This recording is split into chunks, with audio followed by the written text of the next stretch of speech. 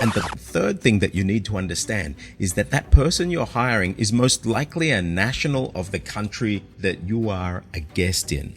And so as they're hearing stuff, their number one loyalty lies to their country in most cases.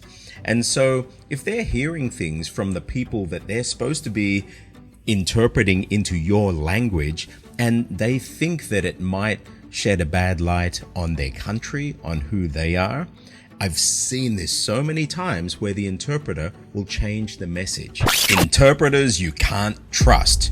Now, depending where you put the comma in that one sentence could mean several things.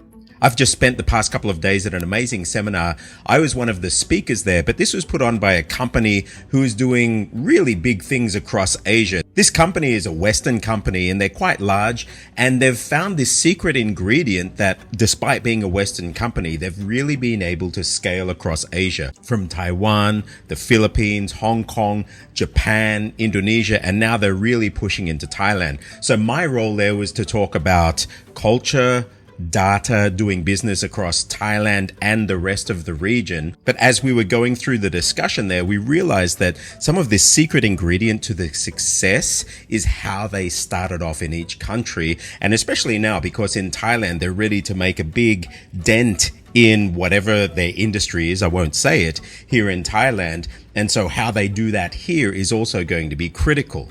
Okay, that's great, but how does all of this have to do with interpreting? Well, as many of you may know, I, across my career, have worked as a simultaneous interpreter for almost 35 years. I've been interpreting since probably the late 80s, early 90s, all the way up until now. And so what's that? Over 35 years. I've worked for several years on the global Miss Universe interpreting team, and these are some of the most amazing interpreters you're going to meet. I've worked with the UN, with governments, with militaries, you name it. I've done interpreting and I've taught interpreting. And so when I'm talking about interpreters and trust, I am not disrespecting professional interpreters. If you're in the West, say in Australia, you have NAATI, N-A-A-T-I. This is the National Association of Translators and Interpreters. And so they are a control body controlling the quality of standards of interpreting and translation. And I'm sure that many countries out there have these bodies. And so in this clip, I'm not talking about these people. The problem arises when people normally from Western countries, say from Australia, from the US, Canada, North America, Western Europe, come to Asia and they want to do business here. Now, in the West, if you hire an interpreter, you expect that they probably have accreditation, and so they're going to have their ethics, they're going to have their standards. They would have passed the fire to be able to take on that role as an interpreter. Problem is, when you come to, say, Thailand, or you go to China and you're wanting to set up business there, you're in a very, very different world. Many of these countries don't even have these standard bodies. And I can tell you, if somebody's calling in and they want to hire an interpreter, even for some of these interpreter agencies, this is how it goes. Customer sends a note in, I need an interpreter for X date for X language. First thing they'll do is get on the line to the interpreters that they have already. And if they're not free or they're not available, they'll say, do you have any friends that could do it? And this is where it starts to go bad, because then they start calling anybody, some people who have never interpreted in their life, but they just happen to speak the language and maybe a bit of broken English. And so they get the gig as an interpreter and bang, they're there. Now, when the Westerner comes in, they think, well, I've hired through an interpreting agency or somebody who's been recommended as an interpreter supplier. And so they'll send them through and they work with them as though they would have worked with the same thing in the West. So that's scenario number one. The other scenario is when foreigners come to Asia and they're doing business, and there's one thing that could be even worse, and that is that the company that they're visiting, or even worse, the company that they're negotiating with, or the other party that they're negotiating with to do business or do a joint venture or whatever it is, they supply the interpreter. I've been called in to go up and clean up messes that have stemmed from this very first decision to go with the interpreter that was supplied by the people that they were actually dealing with in the country. So there are three areas that you want to look for an interpreter. The first thing is their competence in the languages that they're interpreting. That's That's number one. That's like a baseline. The second thing is their ability to understand the business and the areas that you're talking about. So they need to understand the concepts that you're going to be talking about. They need to understand the financial concepts, the business concepts, the trade concepts, if that's what you're going to be discussing. And the third thing that you need to understand is that that person you're hiring is most likely a national of the country that you are a guest in. And so as they're hearing stuff, their number one loyalty lies to their country in most cases. And so if they're hearing things from the people that they're supposed to be interpreting into your language, and they think that it might shed a bad light on their country, on who they are, I've seen this so many times where the interpreter will change the message. They won't faithfully render a facsimile of what the other person said. Now, they may feel bad because they've used bad language, or they may say something bad about the country or say something that makes their country look bad. And so this interpreter becomes then a crucial node, filtering that information and giving maybe a nicer message, or in some cases I've seen just giving a totally different message because it makes their country look bad, or it makes them look bad. They feel bad saying what they said, and so they give you a glossier version.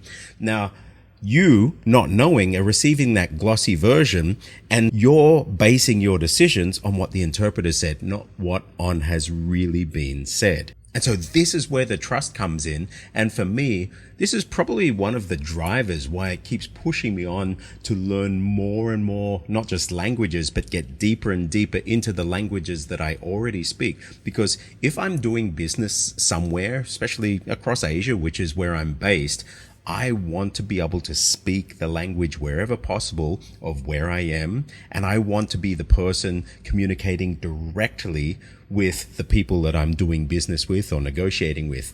And so say clients have hired me, rather than using an interpreter or a fixer across in China, I would go and I would do my OSINT, my open source intelligence gathering across China. Or I'd work out, who are these suppliers? What can they do?